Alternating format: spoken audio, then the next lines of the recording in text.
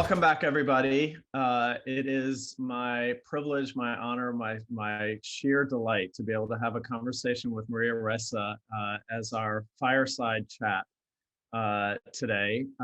Maria is the CEO and founder of Rappler.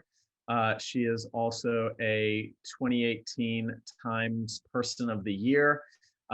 Just a few weeks ago, she won the UNESCO Press Freedom Prize.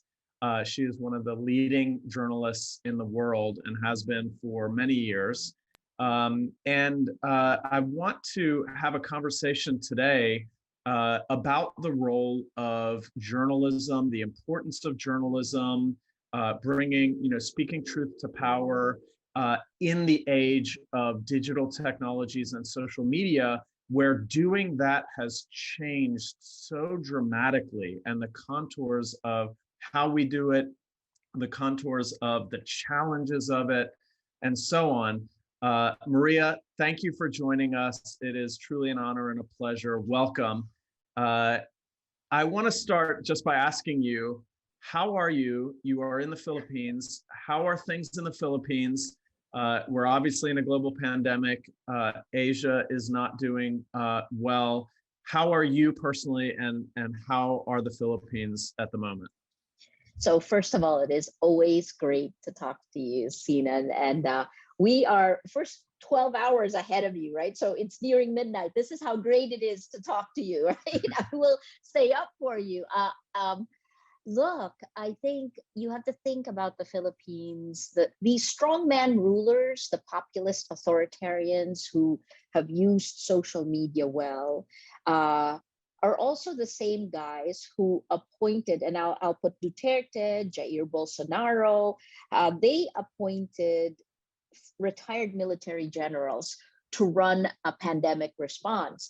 And so, as you would expect, it's not the best response to a public health crisis. And I think we're bearing the brunt of that.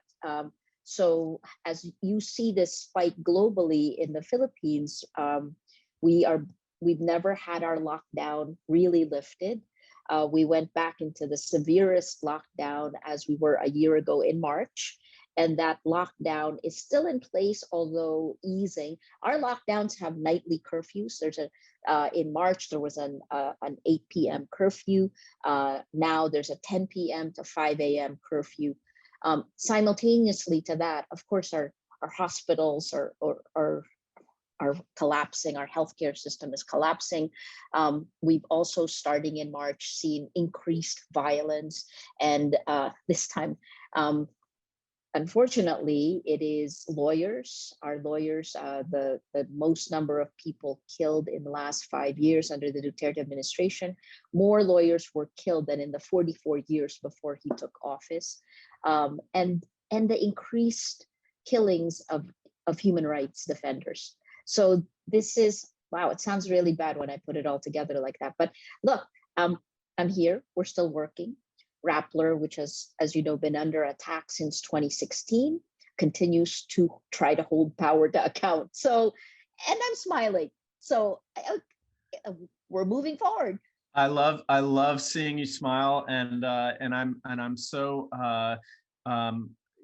grateful to you for the work that you do. It's so important for not just the Philippines, but for humanity, because it sets an example for the importance of the information ecosystem to our society, not just for democracy, but also for public health. Maybe can you talk briefly about two things?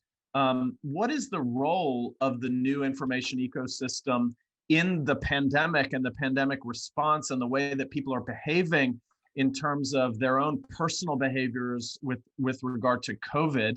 And then you have an election coming up in the Philippines. Could you talk a little bit about the role of the digital information ecosystem in that as well? Yeah. So first of all, I think, the time of COVID is a time when lies kill. And I think the biggest shift since 2016 has been how social media has essentially, the Philippines, for example, is the 6th year in a row, January this year, where we Filipinos spend the most time online and on social media globally.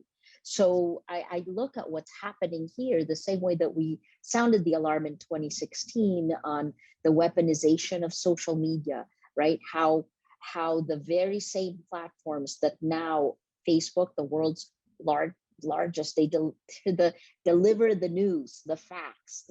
They do this. They're the largest globally to do this, and yet these very same social media platforms, by design, actually prioritize the spread of lies laced with anger and hate over, and this is your work that was in Science Magazine in 2018, right? The prioritization over really boring facts. And that's something that's kind of like the stretched from the time when, in journalism, from the Walter Cronkite days to tabloid journalism to television, that kind of, when I was becoming a journalist, there was this whole thing of sensationalism that's taken on a whole new meaning in an era where lies become get the greatest reach, right? So in that environment, lies tear down the facts. People have no idea what the facts are. If you don't have facts, you can't have truth. You don't have ground to stand on. And then the last part, which you've heard me say this 10 million times, without facts, you can't have truth. Without truth, you can't have trust. If you don't have any of these things, meaning any meaningful human endeavor, including a democracy, including trying to organize a public health crisis, becomes impossible. That is, so that's when I say when lies kill, it has this double meaning for me immediately, because if we distrust each other, if there is no truth, there's no foundation of facts, who are you supposed to trust? How are you going to move forward? So in the time of this coronavirus, it becomes significantly worse. Look at the anti-vax movement, right? So here's the last part of that is, you've seen this in the United States, the meta-narratives, the disinformation networks that are largely built around power and money, right? This, my pet peeve about, it's not misinformation. Misinformation doesn't travel at the scale, doesn't have the reach that disinformation has, meaning it's manipulative. It is meant to insidiously take a partial truth, make you believe it, and it leads to harm, it leads to hate speech, it leads to conspiracy theories. So these meta-narratives that are seeded, and I'll use the example of President Trump's, election fraud, stop the steal. That meta-narrative was seeded in 2019, in August 2019 on RT, and then picked up by Steve Bannon on YouTube, seeded on closed Facebook pages and private groups on WhatsApp. And then after that, picked up by Tucker Carlson. QAnon drop was October 2020. And then President Trump says the same thing right before the elections, right? So you have the bottom up and top down. That same thing is happening over everything. Those very same networks that are used for political power are the same ones, not a surprise, that are also being used by the anti-vaxxers. Yeah, so one thing that jumps out at me that I've been thinking about recently is this notion that we have to rethink speech as not just the Speech Act, but also the audience for that speech, right? The amplification on one hand and the targeting on the other as being part and parcel of the act of speech today, because everything is now mediated by digital technologies that are run by algorithms and audience selection and amplification machines. And so I guess my question to you, as the CEO of Rappler, your job is to be a journalist and to participate in this conversation with content and to, report truth and to be a steward of the truth in the information ecosystem. Given that the Speech Act now has this additional digital component to it of amplification and audience selection, which has at least two elements, what you describe as the traditional media feedback loop, which essentially takes what's said in social media, amplifies it, morphs it into a traditional media audience, and then the algorithmic part of it, which selects audiences and decides what gets amplified and what doesn't, which is typically tied to what is profit maximizing. So what is different today about how an organization like Rappler, but like any organization in our audience, how should they think differently about communicating in a world that has changed so dramatically? Well, first of all, you wrote the book, right? I love this just one graphic that encapsulates our information ecosystem today, and how the cell phone creates these personalized mass persuasion, right? I mean, just even that thought alone, that we can be getting different messages tweaked to our weaknesses, and then we don't even know that, right? So how many Truman shows we're each broadcasting out as we are also being fed images and messages that we cannot verify against the old world where we all saw the same thing on the screen. I hope you guys are all seeing Sinan and me, right? But so the way I think about this is, as a journalist, I think journalism, content creation, and then distribution. And then the biggest problem is when distribution was in our hands, journalists didn't do the types of things that you've described in your book, which is, well, for one, the way social media has become literally like a behavior modification system. And I keep saying this over and over again, because it is, you call it the hype machine, right? This phone that we wake up with collects all of our data. It is the kind of granular data that over time creates, through machine learning, a model of who we are. And then over time, with artificial intelligence, is able to feed us to power and money, right? So that's that entire surveillance capitalism that Shoshana Zuboff wrote about in 2019. But the consequences of this repeated machine coming through is that we are literally Pavlov's dogs. The experiments are in real time. The consequences are disastrous because facts disappear. Facts are debatable. And especially since the largest distributor of facts is social media, is Facebook, right? So here you go, the very platforms that are supposed to deliver the facts to you are biased against facts. They're biased against journalists. I'm not really answering your question, which is how do we think about this now? So the first is, I think about this a lot in terms of, you're going to have to put guardrails on social media. It cannot insidiously manipulate us in the way that it does. Does it truly need all of these layers of data over time? I mean, studies have shown no, right? The existence of DuckDuckGo, for example, right? The fact that it is making money versus our search engines that are taking tons and tons of data and putting them together. The design of the social media platforms, which are actually, because they A/B tested and they figured out that if they recommended friends of friends, that we would grow our networks more. Well, Eli Pariser wrote that book about the filter bubbles. Well, over time, it just divides us. And then to keep us on the platforms, it radicalizes us. I think the biggest, I worry a lot about emergent behavior.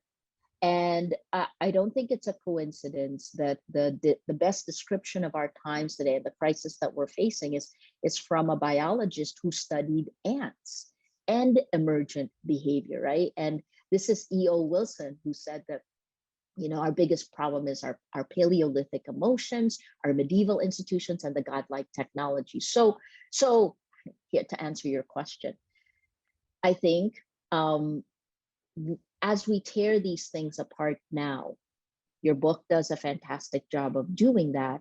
It's become very, very clear that just like CRISPR technology, you're going to have to decide to cut off, to put the lines in place of what humans cannot do. Like, you can't create human beings, that it becomes illegal to do that. Shoshana Zuboff will say it's illegal. We should declare the marketplace of our data, that this surveillance capitalism should be illegal. I don't see a way out yet except for this. I think the way I think about it in Rappler's three things. I look at technology. We're trying to build our own platform where facts are evidence-based reasoning is actually what you want instead of the thinking fast system that social media has created. The second is, who are the keepers of facts? Someone is going to have to take responsibility for it. I was just reading the latest decision of the Facebook Oversight Board and laughing because, again, when you atomize things to the point of meaninglessness, and when you're doing that to the public sphere, you minimize everything. And the last part is that you're actually encouraging emergent behavior of human beings at scale that you don't want to have. And that is the third part, which is, how do we develop our communities now if you don't have these? So the answer to your question is, we're going to live our way into the answer. And it's scary to me that where this is leading us is towards a system that destroys democracy, towards a system of fascism. And I hesitate when I use that word, right? But the political systems it moves towards are there. And it's a system that takes away the most important part of everything, which is trust. It's really interesting to me because I think that right now we are at a crossroads. The Facebook Oversight Board's decision essentially said, we're going to kick it back to you, Facebook. We're not going to bail you out. You need to take responsibility for these decisions going forward, and make meaningful policy that is relevant. And excuse me for that. And I will say that I think that we're seeing that globally, that we have many decisions to make, but everyone is hesitating to make them. And we need leadership that will describe what the best avenues are that balance the need for speech with the curtailment of harmful speech. The idea that the marketplace of ideas is essential to democracy and innovation, but that speech and reach are not the same. That your right to free speech is not, as Renee de Ressa says, is not your right to free reach.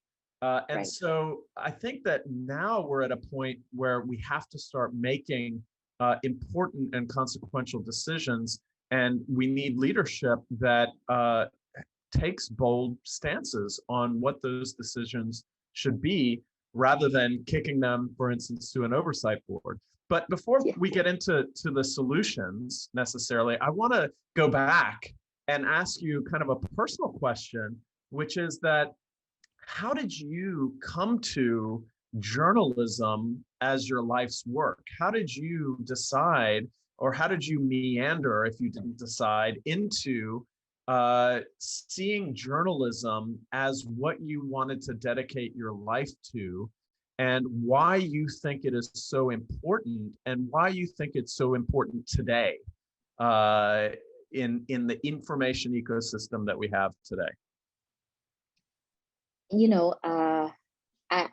This weekend is my 35th year reunion at Princeton, and reunions are a big thing in our school. I was pre-med. I went through organic chemistry, physics. I spent a lot of time doing that, but at the same time, my senior thesis was a play. I wrote a play that went to the Fringe Festival in Edinburgh, Scotland, and I think I had always struggled with left brain, right brain, because the best ideas come, right? You actually can't create until after you have the technical skill. So playing the piano, you're going to have to practice hours before you can play Chopin beautifully. So I'm not really answering your question. I think this is a deep value for me. And then I landed in the Philippines when people power happened in 1986. And that was really, today is, this is Asian American Pacific Islander month. That was the first time I realized, oh my Lord, um, I this is I think where I belong. I was straddling a lot of worlds, and then when I landed in the Philippines, I saw the impact of 21 years of a dictator, and I walked into the then government station, and I saw people trying to think. Right, it's like you gain these habits when you're working for a government station under a dictator. It's self-censorship. I see it again. And then you come out of that. And I guess what I fell into journalism because I was trying to understand the Philippines. And when I did that, all of a sudden I loved the standards and ethics of the mission of journalism. I helped write the standards and ethics manual of CNN at a period of time right after tailwind of ABS-CBN, the largest network in the Philippines. When I came back here, I did 2 startups in my 20s. I started a company called Probe, and then now with Rappler, right? I think what I loved about it is information is power. Information is power. And we've always known that. It was part of the reason I became a journalist. But what do you use that for? When you're a journalist, you use that for justice. You use that to speak for the people who don't have the power to challenge power. In the old days, and this is really the old days, our power was a reflection of the power of the people. We were just given some extra privileges to hold power to account. We were given access. And all of these things were thrown out with technology. And we celebrated that. We celebrated that, on social media, anyone can be an influencer. But there's a reason why Google is slightly better than Facebook in places like this. And this is because PageRank is still anchored in reality. It's still anchored in performance, in what you have done. And influencers on social media don't necessarily have to have worked hard. They don't have to have any background, they didn't have to go to school. I sound really old here, right? And sorry to the influencers, but the reality still is, the more you do something, your 10,000 hours will make you better at what you do. Wisdom is something that you learn over time. And that's not, so this is, I worry. What a long answer to your question about journalism. I think now, look, I always assumed the standards and ethics, they became part of who I was, who I am. And when the Duterte administration began to attack Rappler and then to attack me, I didn't even think twice. I just responded the way I would normally respond. And you don't really know who you are until you're tested. So that was good. But then the flip side of it is, when you're battling for facts, which we are today, right? And I will say the journalists in general, especially in the global South, have stepped up, even as tech has abdicated responsibility for protecting facts. So when it is a battle of facts, journalism goes back to its roots. This is activism. And in the last 2 or 3 years, I'm shocked to hear myself introduced as an activist. This is my 35th year as a journalist, but now truly it is a battle for facts. And so I'm kind of embracing it. So that leads really nicely into my next question, which is to say that of the many journalists that I know, one really common theme is the extent to which they take this problem of mis and disinformation so seriously. So we were having a conversation with Ali Velshi and you and Camille Francois, and about mis and disinformation and its role in society and what we can do and so on. And over the years, I got to know Ali as somebody who was also committed in his off time to working on mis and disinformation, primarily because I think that journalists really do understand this information is power notion better than most people do. They have seen it in action. They understand its relevance and importance, and also how critical it is in the information ecosystem that we live in today. So my question to you now is about solutions. So here's sort of a way to frame that question, which is that if you had an audience with, and you had the power to sort of direct a couple of different stakeholders, first governments, so the European Parliament, the US Congress, other Congresses, and legislators around the world, one. Two, the platforms themselves, the Jack Dorseys, the Mark Zuckerbergs, the Sheryl Sandbergs of the world. And three, if you had the loudest megaphone in the world and you could tell people how they might think about their own use of social media, those three audiences, so policymakers, European parliaments, Congresses, and so on, the platform leaders, and the people. In my book, I call them the three Ps: the people, the platforms, and the policymakers. What would you say? What would you tell them they each need to do, one after the other, to really sort of address what you've laid out here as a very real crisis that we're living in? I think it's existential. And, so look, I think for legislators, that I think you were part of this. Were you not? The Forum on Information and Democracy, November last year, we came out with systemic solutions, right? Part of the problem that I see oftentimes is that a lot of the discussion is about the content when it is about the networks, right? I think about this as, and because I look at social network analysis, like this is how we used to track the terrorists down when I was tracking them in Southeast Asia. It's looking at recidivist networks that are continuously pumping out disinformation.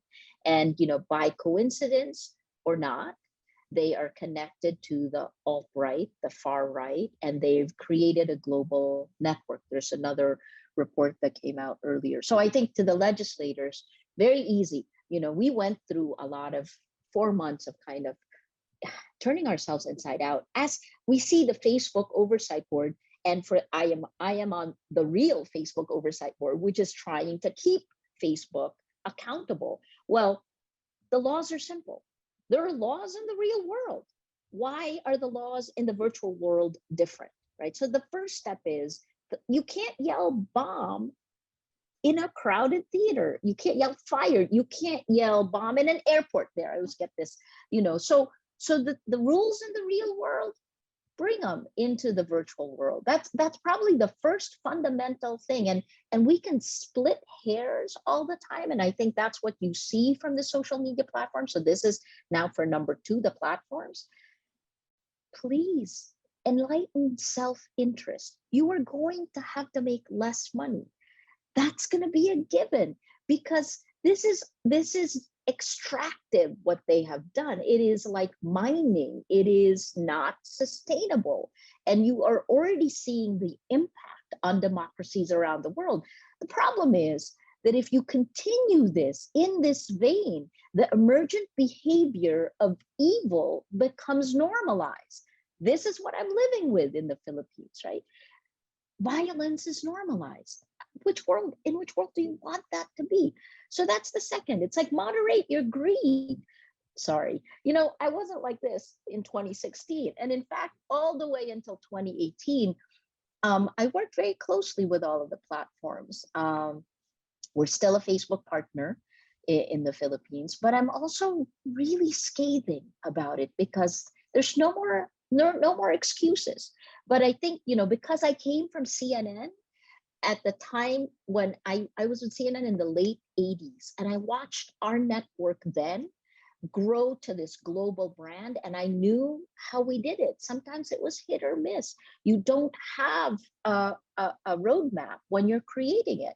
So I gave Facebook the benefit of the doubt. Well, now, they really, truly, when you make $21 billion, or is it more? I think the net income this year was incredible, and it continues to grow exponentially.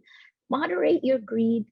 You've got to take leadership, because if you don't, and you lose the power of your brand, of your power to lead, and someone needs to put you in a cage, that's a missed opportunity, both for the brand and for social media. I still believe in the power of social media for good. And then the third part is for us, right? Because in the end, I always say this isn't a battle. The journalists are just a little bit at the front line. We are trained to do this. And this is part of the reason I couldn't duck when I was essentially being pummeled by my government to shut up. That is, by the way, the way it works, right? It's not about it's not about censoring you. It is about unleashing a torrent of attack and hate against you, so that your weaknesses as a human being shuts you up. So that's the first step of the attacks. The second step is to create this manufactured consensus that makes people believe Maria Ressa is not a journalist, she's a criminal. So I've lived through this stuff. And, for the users, we see it. I see it in the Philippines. I'm glad we blew the whistle in 2016, even if we got attacked, even if I bore, of course it's virtual, and then the real world attacks of I have 10 arrest warrants. I posted bail 10 times in less than 2 years. And my cases, I go to court again tomorrow. Anyway, I'm jumping all over the place. So let me just go back to this. In the Philippines, what we've seen is that Filipinos know they're being manipulated. Some of them will ride, the cognitive bias will take them, and they will embrace it. But others have pulled back, especially with the incompetent handling of the coronavirus. I don't know how that will play out in elections. And I certainly don't think the Philippines will get the same kind of attention from social media platforms as the US elections did. But if it doesn't, we will lose our democracy. Maria, thank you so much for joining us. We've come to the end of our time for this session, but this is a conversation that we are certainly going to continue for months and years into the future. We truly appreciate everything that you have been doing and continue to do. And we're sending you all of our support from here in the United States. Just a quick note to our audience, we will return at 12:30 after lunch. Maria, thank you so much, and we'll talk to you again soon. Go ahead and get some sleep now for your big day tomorrow as well. Thanks again. Thanks for having me.